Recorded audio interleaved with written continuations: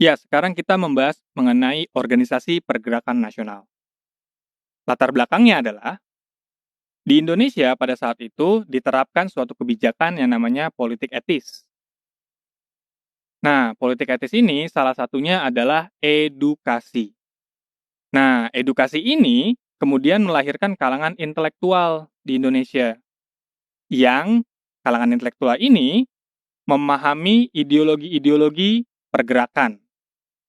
Ideologi-ideologi ini kemudian mereka sebarkan melalui surat kabar yang dibaca oleh banyak orang. Akhirnya orang-orang Indonesia memiliki kesadaran kolektif.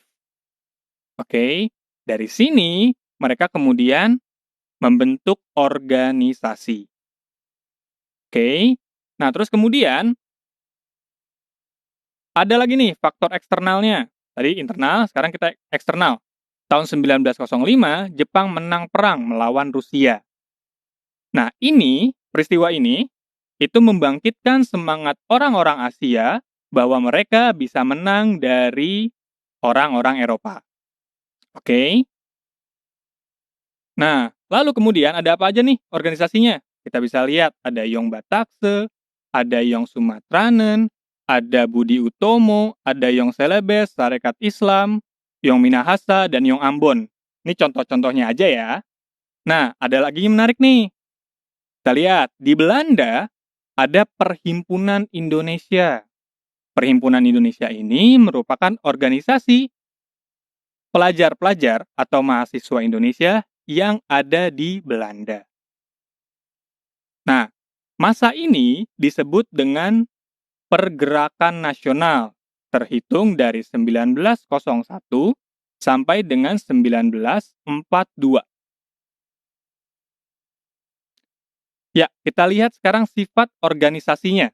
Yang pertama ada kooperatif, yaitu mereka mau bekerja sama dengan pemerintah kolonial atau tunduk pada peraturan kolonial. Beberapa di antaranya ada Budi Utomo, ada Nahdlatul Ulama, dan Sarekat Islam, kemudian ada Muhammadiyah, dan PPBP. Ini di Yogyakarta, ini di Surabaya, ini di Batavia ya. Organisasi-organisasi ini beberapa organisasi ini memiliki perwakilan di Volksrat. Nah, jadi salah satu bentuk kooperatifnya, mereka memiliki perwakilan di Volksrat.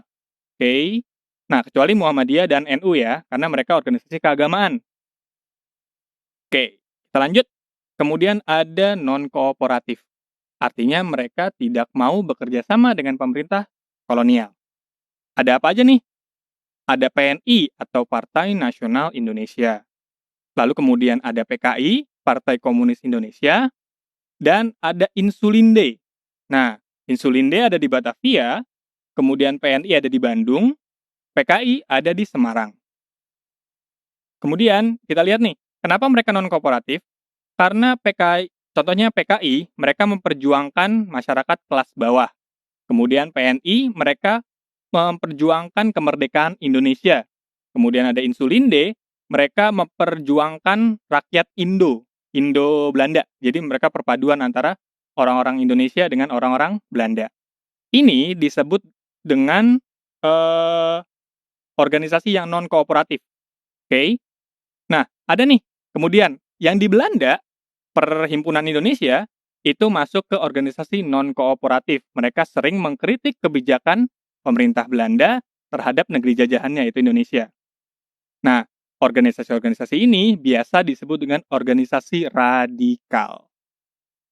Nah, kemudian ada ideologi organisasi yang bersifat nasional dan bersifat daerah. Apa nih? Nasional itu artinya mereka menunjukkan identitas nasional Indonesia.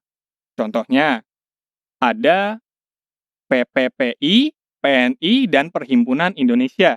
Kan udah ada nama Indonesianya kan?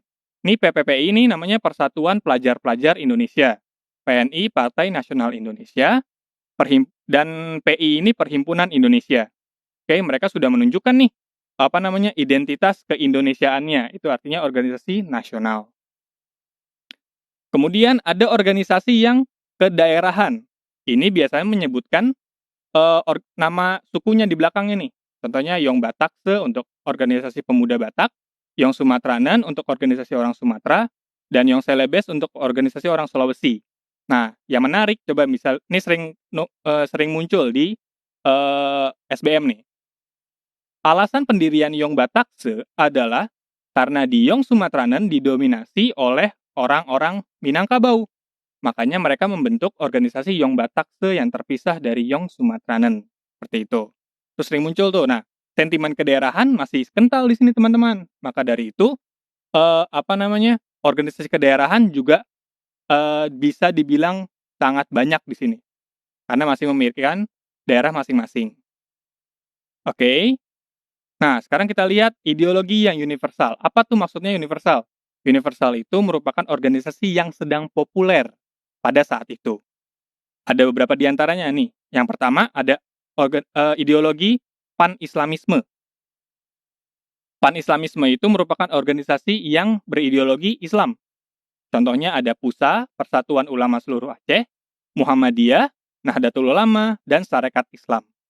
Itu organisasi yang pan-Islamisme.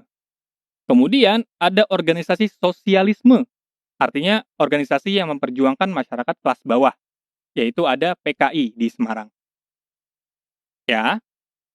Nah, demikian pembicaraan atau materi tentang organisasi pergerakan nasional.